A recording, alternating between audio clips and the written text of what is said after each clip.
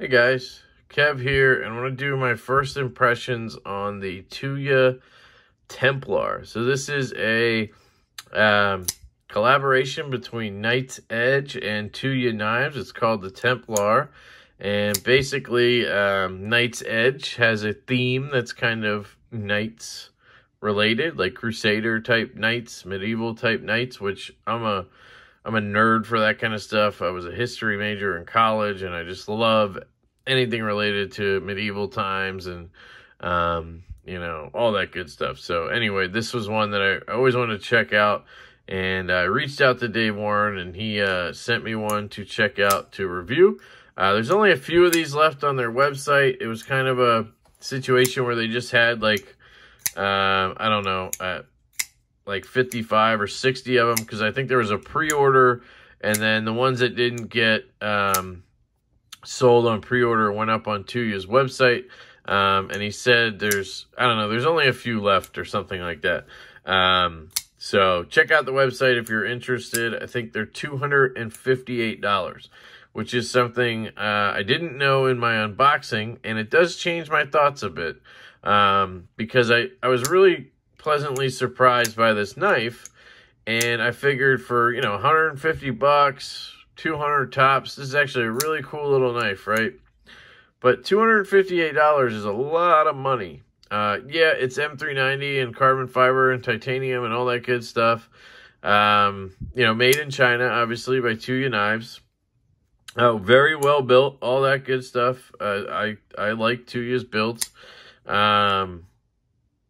And I don't know, I just still think that price is a little bit high, but it is what it is. And, some insight there. Obviously, the manufacturer has to make the knife. You have a collaboration. You also have to remember Dave Warren is the Tuya USA distributor and representative, so he's making money as well. And so it's not really like they're trying to rip you off. It's just everybody's got to get their piece of the pie, and the knife has to sell for, whatever that comes out to.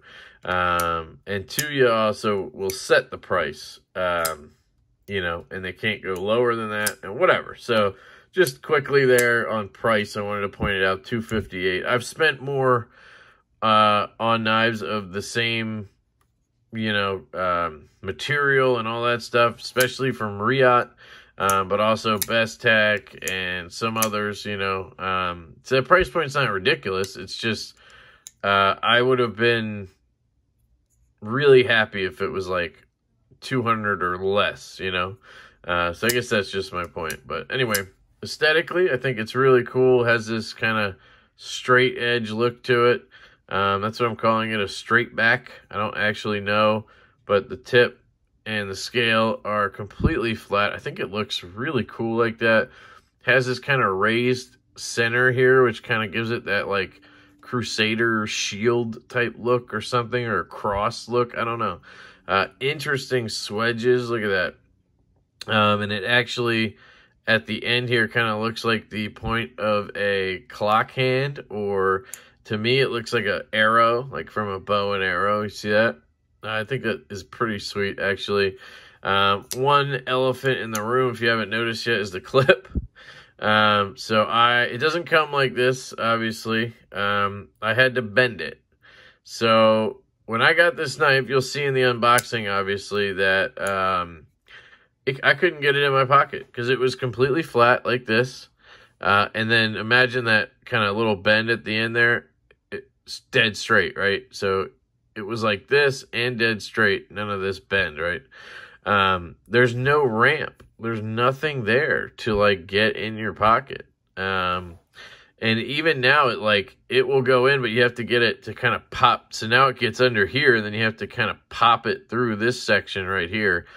The clearance is fine once you're in, but like this is just like absolutely catching, right? And even with it like this, it's not going anywhere. It basically functions now the way it is, but that's not really great. Now, I did talk to Dave, and he said he checked the ones he has left, and most of them do not have this issue.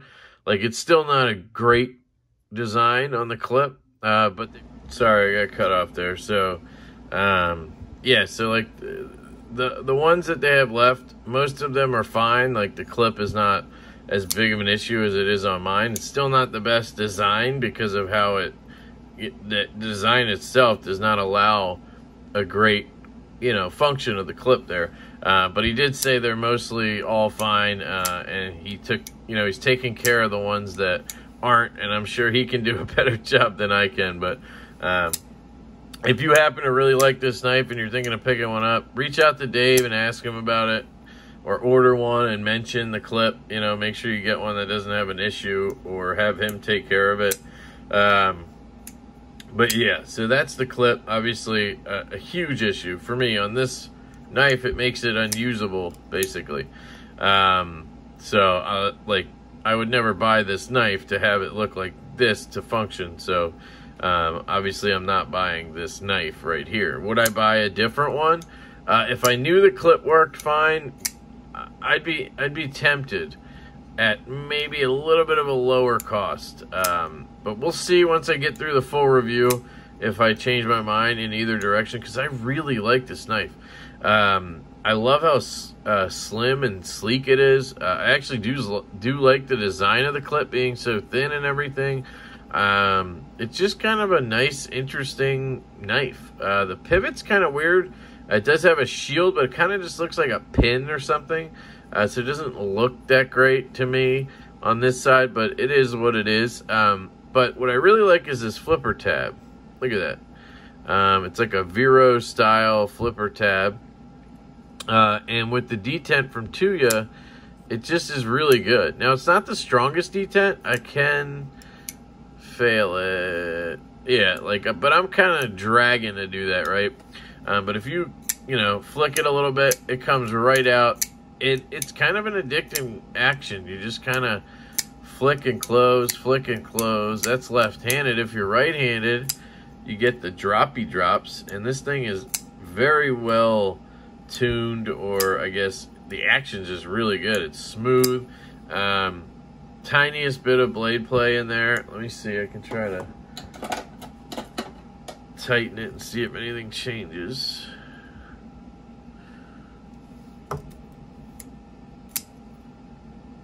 Yeah, so now there's no play, and it might even be smoother shit. So it's really good, guys, and I just can't stop doing this. Now, one of the reasons for that is this lock bar. It's absolutely fantastic, guys. See, the lockup's good, but just moving it out of the way is so easy. I just love it when a lock bar is that easy to move, and it just makes my experience so much better. It reminds me of the Finch knives, the ones made by QSP with like the 1929, the Holiday. Even the Cimarron with the lock bar has it too. It's just so smooth to get it out of the way. Like, it almost feels like it should be a terrible lock bar. Like, it almost feels like it should be having lock rock and all that shit. It doesn't. It's perfect. QSP literally has nailed the lock bar. So they get huge points for that. And Tuya, same thing. I mean, it is as good. Just slides right over. No resistance, no stick, no nothing. Absolutely fantastic. So I love the action on it. Sounds are good. It's just classic open, close, click, clacks. It's good. So yeah, major flaw, clip.